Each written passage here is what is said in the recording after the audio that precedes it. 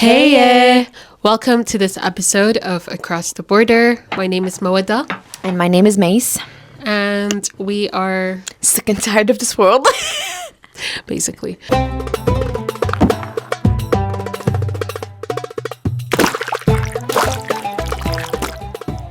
How have you been? Not good. Okay, maybe forget I asked the question. Oh my God. Yeah. Have you been good? Huh? Have you been good? Yeah. You don't look it. Stop lying to yourself like that. I'm a very honest person. Oh, man. Like, the only good thing in my life is this podcast. So, let's just focus on that. That's a sad life. Well, what can I do? Do you want to talk about the fact that there's like 3 episodes that right now they're not going to be aired because of technical issues? No, Mace, I do not want to talk about it. I thought it's the best part of your life. Well, the episodes that make the cut is what is the only good thing about my life. Okay. So today, obviously we're still in the holiday season. Hope you guys have traveled. Can you put your phone on silent? It is on silent. It vibrated. That's not what being on silent means. That is. Okay. No, being on silent means even the vibration noise does not echo. Really? Yeah. Can you put yourself on silent? Well, we're on a podcast. That's impossible. Just vibrate. Morse coding. Imagine vibration. Like you just vibrating. Yeah, so I'm sure some of you have gone somewhere for the holidays. Maybe you're seeing some family members. And we just wanted to talk about how, as immigrants, when you leave your family home, or even you don't have to be an immigrant for this, but just simply, outgrowing, or like not outgrowing, but growing up, going to uni maybe, or working, or maybe you've got married, or whatever, for whatever reason you have left your family home. And after a prolonged period of time, when you make that return, everything feels different. Do you want to talk about that? Yeah, it's because that place is no longer the only home you know. We live with our families, not because we choose to. It's because we were born to these families. That does not mean, no matter how good or bad your parents are or the family home is, that does not mean that we chose to stay there. And so when we leave and we start creating our own places, our own spaces, we live with people that we are, let's say, close to, people who we have chosen, with the bad, ugly, and the nice things that happen during you living with other people. You've chosen that, so that's now your responsibility. Now you cannot be like, oh my God, like my brother chooses so loudly, I want to slap him, kind of thing. That you didn't choose. If your flatmate choose loudly, like, I don't know what to tell you, it's your choice, kind of thing. We're talking about the occasions or the scenarios where people actually have the option to leave. Some people, they don't have an option. Some people are forced out of their family homes. Of course. But we're just talking about the specific ones, just a disclaimer.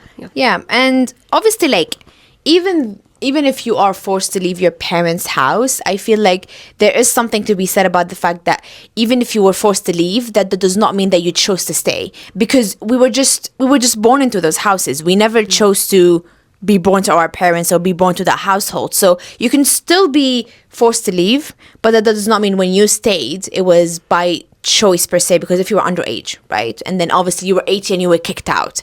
But when you were under the age of 18, you didn't choose to stay. That was just the only option. You are a minor. You have to live with your parents. It's not like you get to choose to leave the house. Some people could. Some people, if they were emancipated, for example, was it called emancipated? Yeah, that. But also occasions. It could be like, for example, I went to a boarding school, so some people did have the option of, like, at 14, 15 years old to leave their parents' home and go in boarding school, even though their family homes is still in the same country. So in some occasions, yes, but we were just talking vaguely to those people who have the choice. But even then, the choice was provided to you because your parents decided to give you that choice. It's not that you didn't have a choice. You were a minor. You were a kid. So, yes, the choice was presented to you by your parents who made sure that the conditions of that choice was provided. It's not a choice that... But you would still have a say in that choice. That's what I'm saying. If your parents have allowed you. Yeah, because your parents allowed you to. Yeah, but I'm still choosing to stay in my family home. Do you get my point? I get that, but I'm just saying that's because your parents have already made the choice that they want to give you the choice. You know what I mean? They gave me the options. They didn't give me the choice. I'm choosing the choice. Yeah. They gave me options, a few choices to pick from, and I chose to stay and not go to boarding school. Okay, exactly. But that was your parents' choice of giving you the option to have a choice. Yeah, that's true. Exactly. So that's what I'm saying. Not everyone does not have a choice. Exactly, but that choice was dependent on your parents of your parents having the options of giving you that choice. So obviously, it depends on privilege. It depends on of course, how well off you are as a minor, you still that choice that you made was very conditional because your parents allow you to have.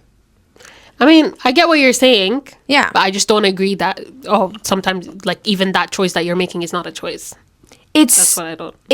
I'm not saying it's not a choice. Yeah. I'm saying it's a conditional choice. Yeah, because obviously as a minor, right, every decision that we made as minors, even if they felt like it were our own choices, they were never our own choices because our parents had to give us that option to choose.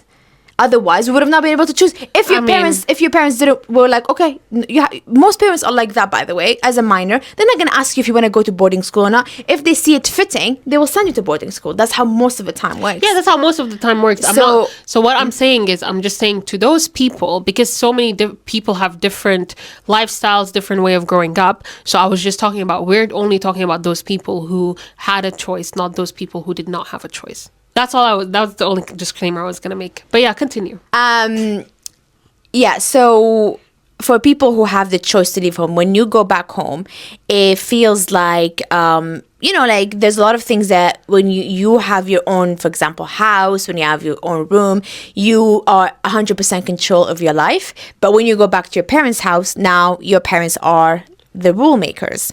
You actually have to follow their restrictions, their rules, because yes, it is your family home, but it's their home and they make the rules. So for example, like personally speaking, my dad, right, me and my sister, we live by ourselves, but when we are back home, when the time hits 9 p.m, my dad is calling, where are you guys at? Even though sometimes I don't even get from work here past 9 p.m. But back home, if like it hits 9 p.m, my dad a message, where are you guys? Like it's just a contradiction, but I'm back home and there's certain rules that I have to follow. So a lot of people obviously having a freedom of living by yourself for a year in uni and then going back for the holidays, or even sometimes people don't go every holiday. So they might have lived for 3 to 4 years and then they go back and then now they have to confine again. And it's so obviously if you have always been, for example, I was under the age of 18. Anything my parents said, most of the time, it went. When they gave me choice, it was conditional because they already thought of it and they gave me the choice knowing that they would be happy with whatever choice I choose. So my parents are not going to give me the option of choosing between two things and they're unhappy with one of them. They're only going to give me the option when there's two of them they're happy with. That's what most parents are, because they know that minor people under the age of 18 are not the best critical thinkers. So if my parents, for example, if it was me going to boarding school, my parents didn't like that boarding school, were against the idea of boarding school, or actually they were so for that boarding school, and if they did not equate them and see the benefit of one equaling each other, they would have never given me the choice, because I'm under the age of 18, I don't know better. But that's the thing, when you live under those restrictions, when you were given the choice, it's very conditional to what your parents believe that works for them and it's best for you, and you start living by yourself and now you have to go back. It's always harder when you taste the taste of freedom and you have to go back to the cage. Now, a lot of families are very open-minded. They're very not strict. But there's always rules. There's always restrictions. There's always things that you do in your own house that when you go to your parents' house, you no longer be able to do. For example, like as simple as a lot of the time, there's people who are very strict when it comes to eating times. There's a lot of families that, we have breakfast together, we have lunch together, we have dinner together. No one is allowed in the kitchen afterwards. No one is to be eating after those Or times. even like being on your phone or something. Exactly, being on your phone. We sleep at a certain time, we wake up at a certain time. No one is allowed to be loud at I meant night. like during the meals. Sorry. During the meal. There's some people like they're not even TV. They don't even put the TV on. Yeah. Some families, they literally like to sit at the dining table and just eat and speak with each other, which I actually agree with. I'm not gonna lie, because some people are just so glued to their phone. But yeah. Yeah, I mean, that's the thing. Now, when you go back, you have to follow the rules again. When you grow up with those rules, it's not that hard to follow them, right? You will have your rebellious phase when you're a teenager and whatever. But when you are in that house and you actually like have to go back to those rules, it actually it creates a lot of friction, because now you know what it feels like to actually use your phone while eating.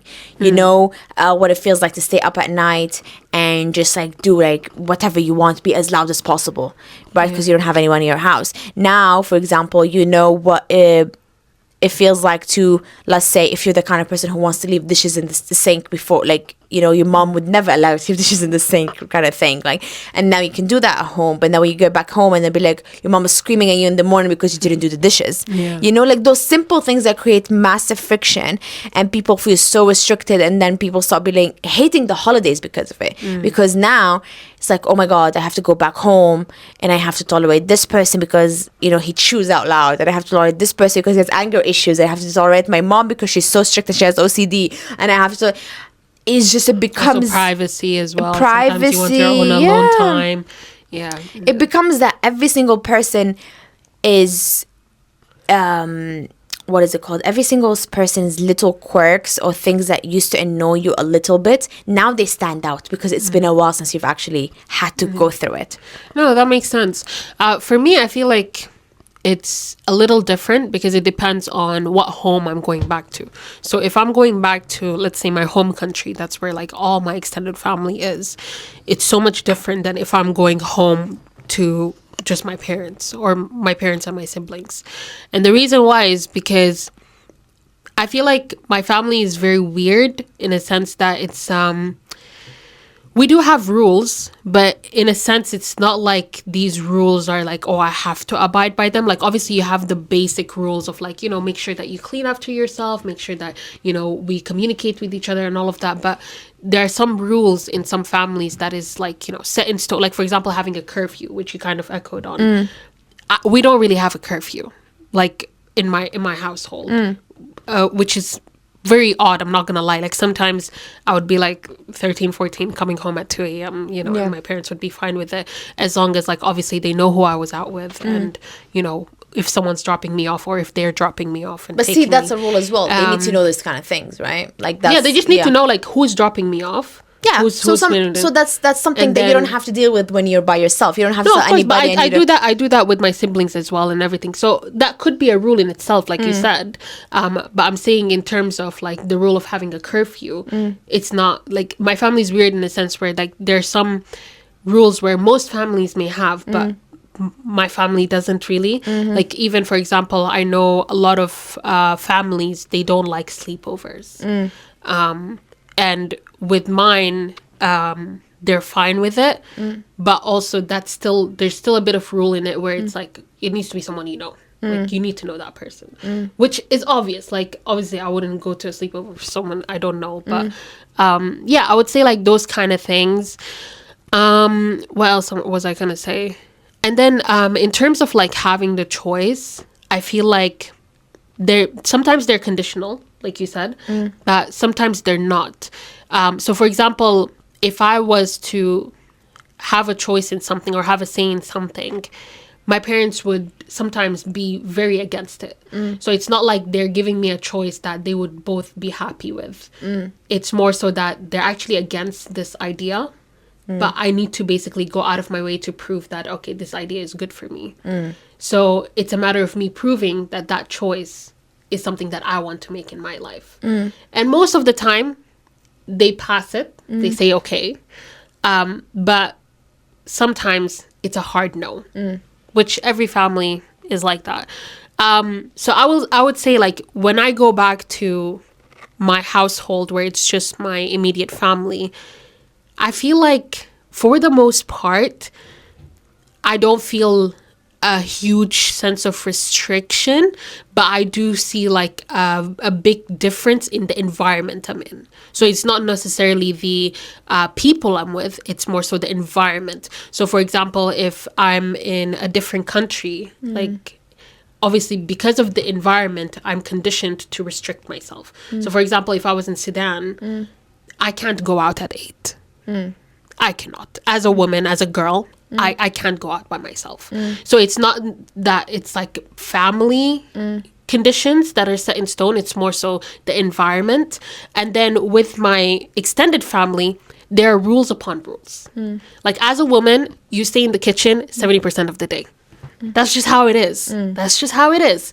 As a woman, you need to dress overly modestly. You can't do this, you can't do that. There's so many rules, some of which I still don't follow, but most of which I'm forced to follow because that's how it is. So I think it's very different from one person to another. And I feel like it's very interesting to see how different family dynamics like cope and manage their own relationships. But yeah, I would say it's really funny. There's a point that I don't know if you relate to it, but sometimes when I'm far away from home, I actually miss home. Even though there are a lot of things about home that I don't like, if that makes sense. So for example, when I leave Sudan, sometimes I'm very happy that I've left because I'm like, oh, I can finally be myself again. I can finally like do all of these things.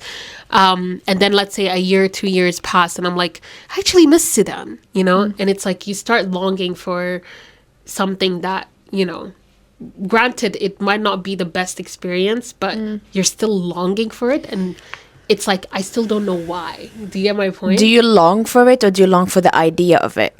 Because That's doubt the thing, maybe. I doubt that you're longing for you staying in the kitchen and doing the dishes. I doubt that. Maybe that's it's something. the conversations. Maybe it's I don't know. Yeah, but it's just maybe it's the idea of it, the idea of home. Because it's interesting that you said like, oh, you consider your extended family and Sudan home, because I know that you've never lived there. Yeah. Because I genuinely don't consider Syria or my extended family home per se. Like my That's very home, interesting. my home is my parents and my siblings. And my home is the people who I have around me that I consider very close friends and family. But not just people who share the same last name as me. I consider them home. No, don't get me wrong. Like in terms of like if I had to go back home and I had to be treated as a woman the way that we treat it in our society, that's not how is that a home for me?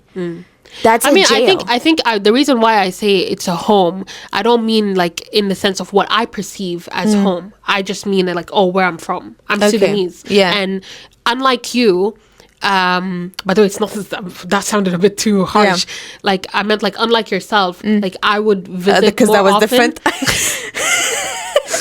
unlike yourself. Okay, yeah.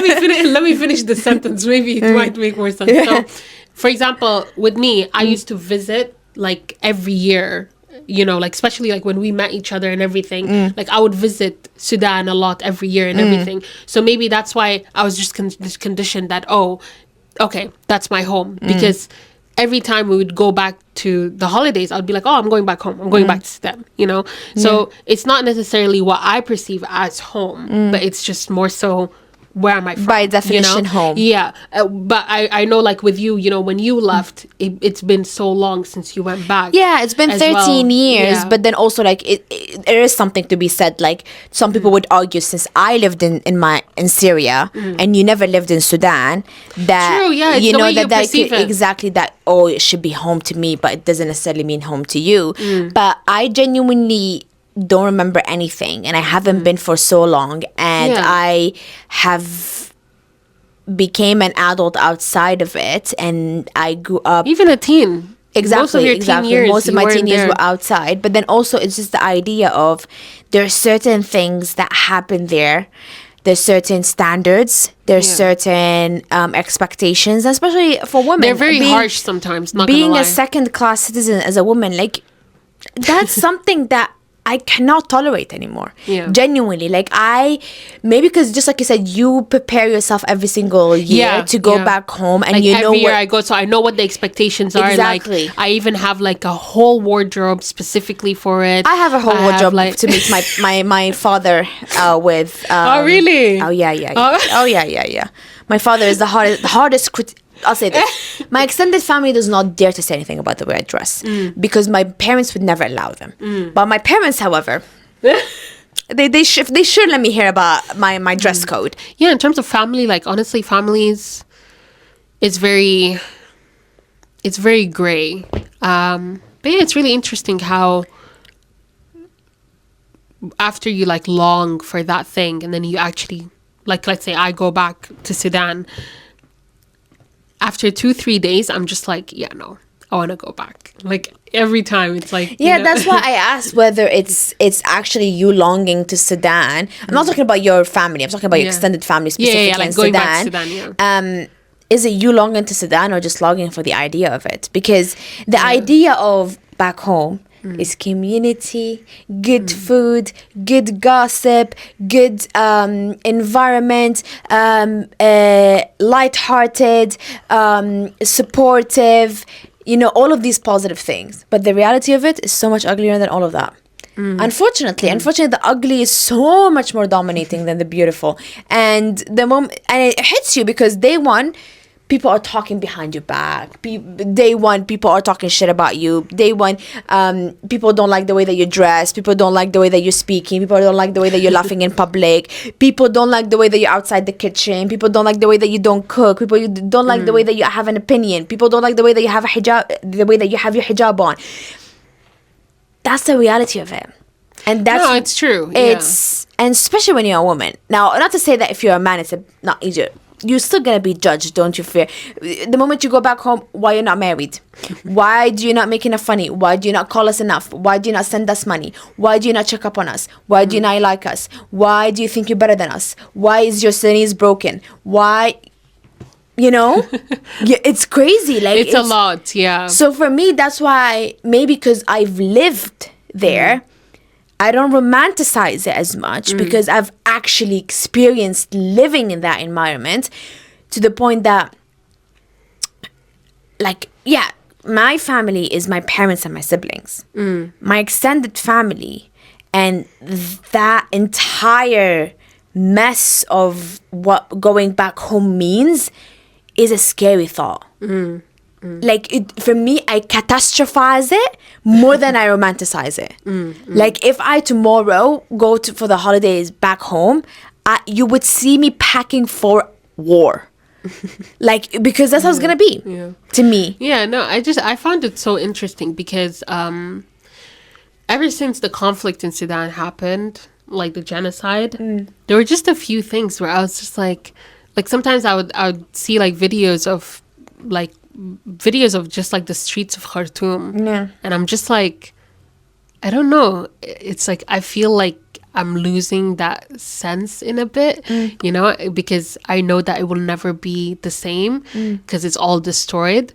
And I think also like a few things, like, some like you said, the food, like, some snacks, Sudanese drinks, where I'm like, oh my God, I used to love that because every time we would visit, it would be around Ramadan period. And, we would like make all like the traditional Sudanese drinks like kirkade, abre, all of that. And also like the every time I go to Sudan, there's always an occasion. There's always a motive. There's something to celebrate, whether it's a wedding, whether it's a party, whether it's a karama, whatever it is. Like, there's an occasion. So I think I also like the reason why, like, when I leave Sudan, I'm probably missing the idea of having another function. So it could be that instead of me actually missing home. Yeah. If you get what I mean. Yeah, because I'm not gonna lie, like the idea of home is different from the reality of home. No, so the way I perceive home, I would never say it's Sudan, if I'm being honest. Yeah. I think if I had an ounce of home, it would be the people that are in Sudan that make it home. Not necessarily Sudan itself, but even then, I'm not Even- very yeah. interconnected with my extended family. So I also struggle a lot to integrate and feel like home in Yeah. Sudan. But the reason why I Because call in it order home to is integrate because back home, you have to lower yourself to become a second class citizen in that family. You have to actually give up on a lot of what you are and who you are, like to be speaking, to be outlining your, you this is how you feel, whatever. We don't have that. We don't have that. So you have to actually dim yourself in order for you to properly integrate into the family. I'm not talking about like just Sudan. I'm just talking about your not family. just about dimming, but also like it's also because it's very different. Yeah, Like it is. even the lingo they use, very different to like the Arabic level that I'm on. You know, like it's also hard to communicate and stuff like that. So yeah, 100%, I agree with your point. But yeah, I feel like it's so weird, and now I'm just like, every time I like I'm here, I'm just trying to like do Sudanese things, like I usually don't listen to Sudanese music at all, but it wasn't until recently that I actually started listening to Sudanese music and like connecting with my own culture. But yeah, I feel like the reason why I call Sudan home is just, it's because it is home, because that's where I'm from. Whether I like it or not, I'm Sudanese. And I may not feel like I'm home, but it's still home. That's literally all. It's my citizenship identity in a sense.